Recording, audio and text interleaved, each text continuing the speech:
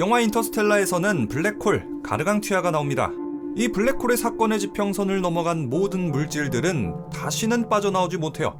이 블랙홀의 중력은 너무나도 강력하기 때문에 심지어는 빛조차도 빠져나오지 못한다고 알려져 있죠.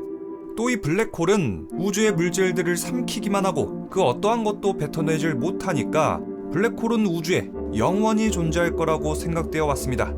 그런데 1974년 스티븐 호킹의 호킹 복사 이론에 따라서 기존에 가지고 있던 블랙홀에 대한 생각이 완전히 바뀌게 됩니다.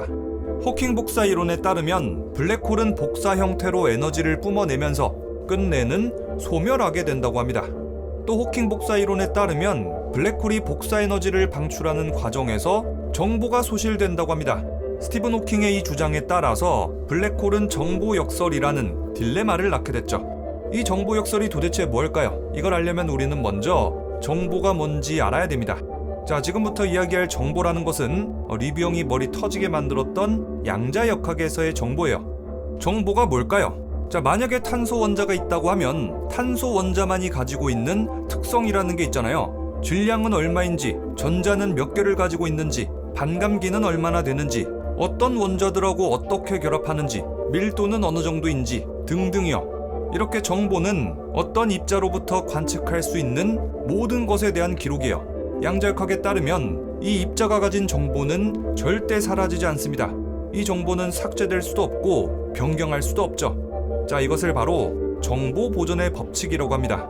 이 정보 보존의 법칙에 대한 여러 가지 예를 들어보죠. 여기 탄소 원자가 있는데 이 탄소 원자가 가진 정보들은 절대로 사라질 수 없습니다. 또 이 탄소 원자는 결합 방식에 따라서 다양한 물질로 변하는데요. 연필심의 재료가 되는 흑연이 되기도 하고 다이아몬드가 되기도 해요. 그런데 신기하게도 두 물질의 특성은 완전히 다르죠. 흑연을 나노 크기로 본다면 육각형의 판이 차곡차곡 쌓아 올려진 모습이에요. 흑연은 아주 무르기 때문에 흑연으로 연필을 만들어서 글씨를 쓸 수 있을 정도예요. 반면에 다이아몬드 연필, 다이아몬드 샤프심, 여러분들 그런 거 본 적 있어요?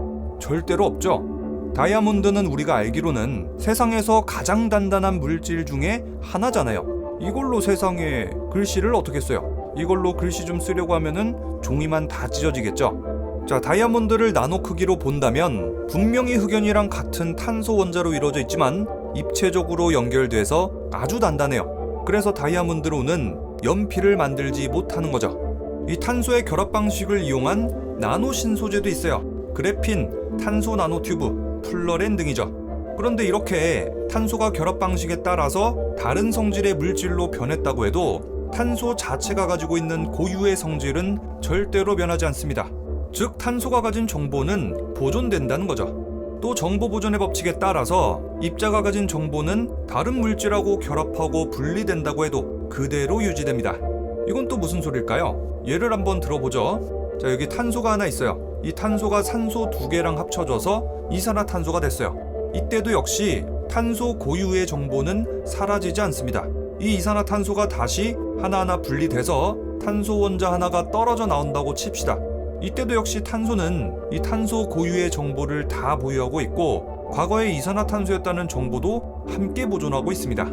자, 그리고 이거는 정말 가능할까 하는 생각이 좀 들긴 한데 이 입자들의 모든 정보를 해석하고 읽어낼 수만 있다면 우리는 모든 물질들의 과거까지도 알아낼 수 있게 되는 거예요. 결국에는 우주의 시작부터 현재까지에 대한 모든 정보를 획득하게 되는 거죠. 자, 이렇게 여러분들은 정보 보존의 법칙이 뭔지 대충은 알게 됐어요. 그럼 지금부터는 블랙홀의 정보 역설을 본격적으로 알아보러 가자. 1960년 블랙홀에 대한 연구가 아주 활발하던 시기, 스티븐 호킹을 비롯한 여러 과학자들은 블랙홀의 특징을 연구했습니다. 그런데 이분들이 이제 블랙홀의 특징을 계속 연구해봤는데 블랙홀을 구분지을 만한 특징이라는 게 너무 없는 거예요. 블랙홀의 크기와 모양은 오직 블랙홀의 질량, 전하, 가군동량 이렇게 세 가지로만 결정이 되고 다른 성질이나 정보들은 전혀 관측할 수 없다는 거예요. 자, 이 말을 바꿔서 생각하면은 어떤 천체가 블랙홀이 되고 나서는 그 천체가 과거에 어떤 천체였는지, 어떤 물질들을 가지고 있었는지 이런 아주 다양한 특징이나 정보들이 사라진다는 거죠. 자, 이것을 바로 블랙홀은 털이 없다 라고 합니다. 블랙홀은 오직 질량, 전하, 가군동량만 알 수 있고 다른 정보는 아예 알 수 없다는 거죠. 자, 그런데 생각해보면 진짜 이상해요. 분명히 블랙홀이 생성될 때는 그 천체가 엄청나게 많은 물질들을 빨아들인 다음 중력 붕괴하면서 블랙홀이 됐을 텐데 왜 블랙홀이 되고 나서는 질량, 전하, 가군동량 이렇게 3개밖에 파악하지 못하는 걸까? 자, 예를 들어서 지구 300만 개가 합쳐져서 블랙홀 A가 탄생했다고 쳐봐요. 그러면 우리는 지구 300만 개 분량의 모든 역사와 정보, 물질들과 특징 전체를 완전히 알 수 없게 돼요. 오직 질량, 전하, 가군동량만 알 수 있게 되겠죠. 또 만약에 태양 10개가 합쳐져서 블랙홀 B가 탄생했다고 쳐요. 그런데 블랙홀 A하고 블랙홀 B의 3가지 정보가 완전히 동일하다고 해봐요. 그러면 우리는 블랙홀 A하고 B를 전혀 구분할 수 없게 돼요. 3가지 정보가 완전히 똑같으니까요. 당시 블랙홀을 연구하던 과학자들은 이렇게 생각했습니다. 블랙홀은 빛을 포함한 모든 물질들을 흡수하고 이 블랙홀의 강력한 중력은 그 어떠한 물질도 다시는 블랙홀 밖으로 빠져나오지 못하게 만든다. 즉 블랙홀의 질량은 유지되거나 커지기만 할 뿐 절대로 줄어들 수 없다. 따라서 블랙홀은 이 우주에 영원히 존재할 것이다. 이런 논리에 따라 과학자들은 블랙홀의 정보를 알 수 없는 것에 대해서 이렇게 생각했어요. 우리가 블랙홀에서 알아낼 수 있는 정보라고는 질량, 전하, 가군동량 3가지밖에 없습니다. 하지만 모든 물질과 정보는 결국 블랙홀 속에 존재할 겁니다.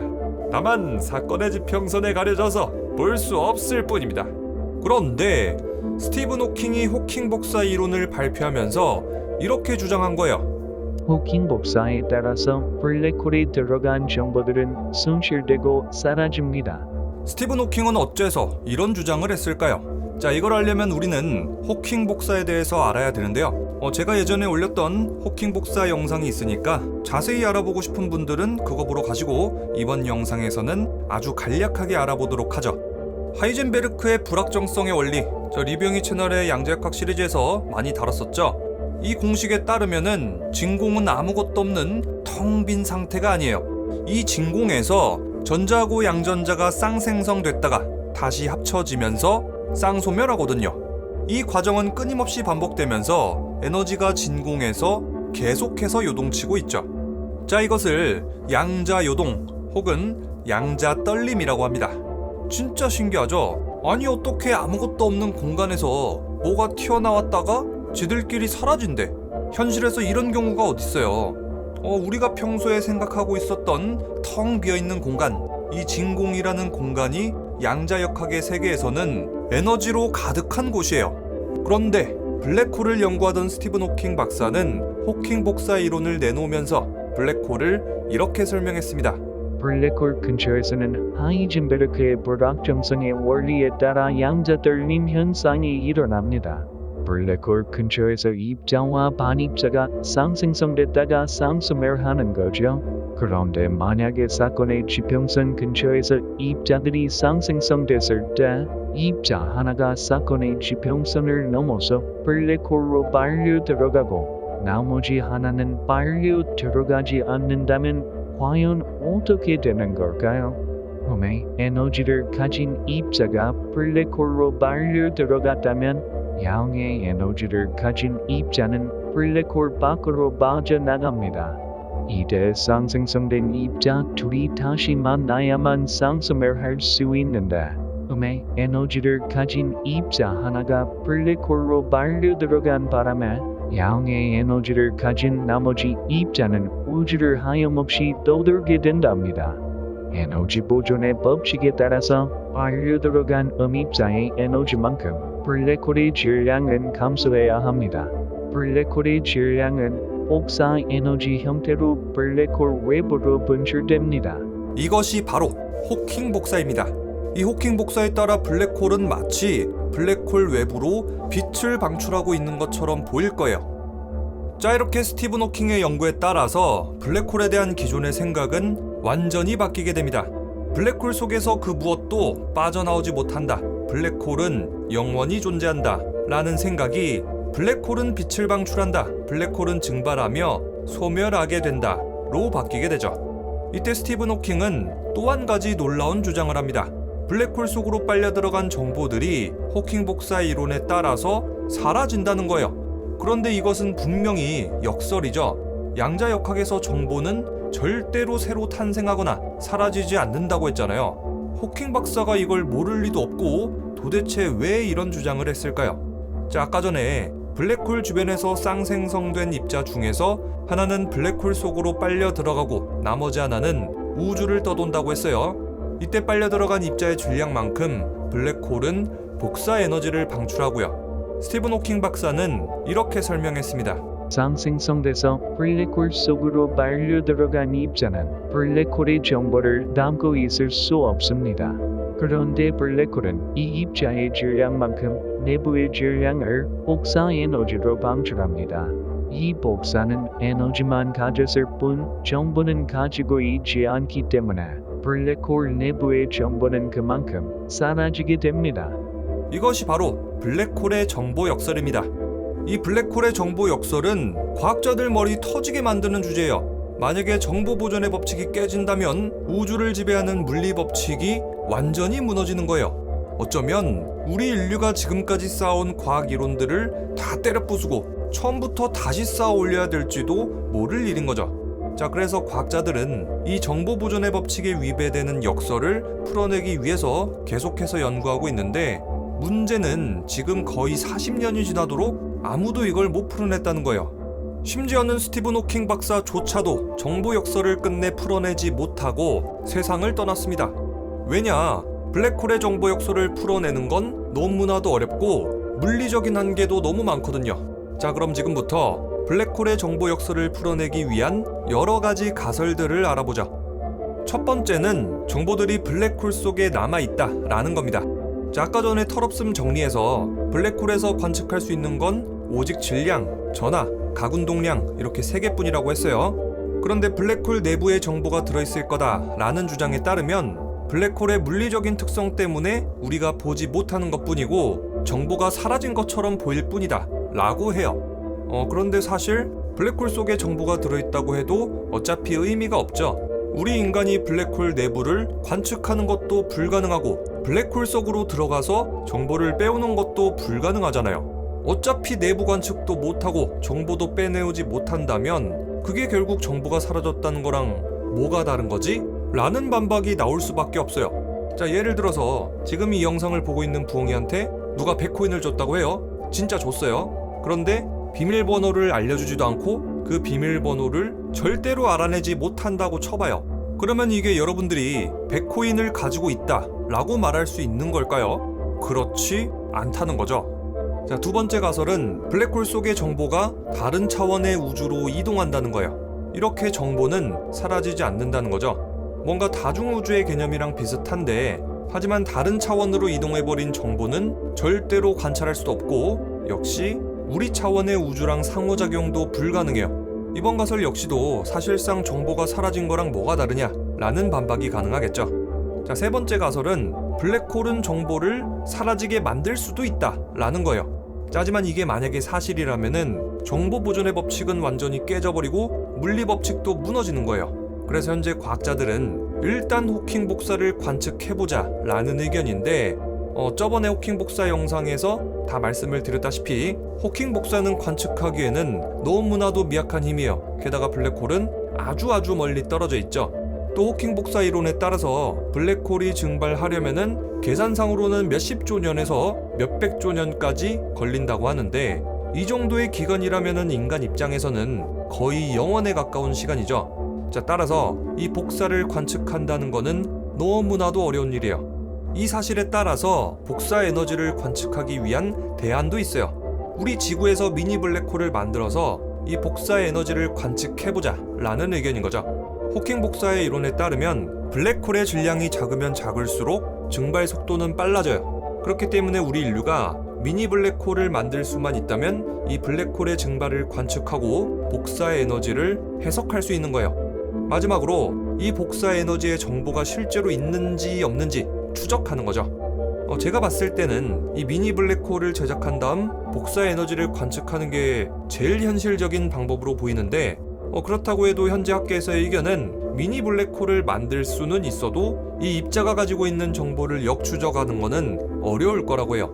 아직 입자의 과거를 추적하는 기술이 없다는 이유죠. 마지막 이론은 바로 홀로그램 원리입니다. 블랙홀로 빨려 들어간 물질들의 정보는 블랙홀 경계 너머 홀로그램 판에 저장된다는 거죠.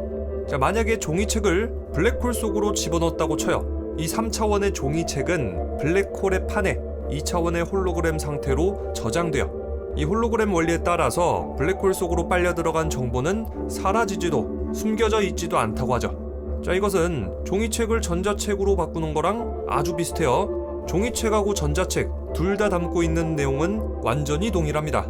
그런데 종이책은 아주 크고 무거운 반면에 전자책은 디지털 정보라서 공간을 아주 적게 차지하게 되죠. 아주 작은 하드디스크 하나에만 몇십만 권, 몇백만 권의 책을 저장할 수도 있고요. 홀로그램 원리에 따르면은 이 블랙홀이 하드디스크랑 같다고 해요. 정말 신기한 사실이죠. 그리고 이 이론에 따라서 홀로그램 우주론이 나옵니다. 우리 우주는 결국 홀로그램일 것이다 라는 추측이죠. 자, 이 홀로그램 이론하고 홀로그램 우주론에 대해서는 할 얘기가 진짜 산더미처럼 쌓여있으니까 나중에 기회가 된다면 저 영화 유튜버 리뷰영희 채널에서 자세히 다루도록 하겠습니다. 그리고 제가 저번 영상에서 그냥 대충 28번째 인터스텔라 리뷰입니다 라고 했다가 실제로 내가 인터스텔라 리뷰를 몇 번을 했을까 갑자기 궁금해져가지고 한번 세봤거든요. 세봤더니 이번 영상이 22번째더라고요. 그리고 아마 다음 영상이 23번째 인터스텔라 리뷰가 되겠죠? 자, 뭐 이제 이쯤 되면은 인터스텔라 러닝타임보다 제 영상이 더 길 것 같은데 앞으로 몇 편의 인터스텔라 리뷰가 더 남았을지 저도 잘 모르겠지만 일단은 해보는 데까지는 해보겠습니다. 자, 그럼 지금까지 인터스텔라만 리뷰하는 영화 유튜버 리뷰영이었고요. 그럼 저는 다음 영상으로 또 뵙도록 하겠습니다.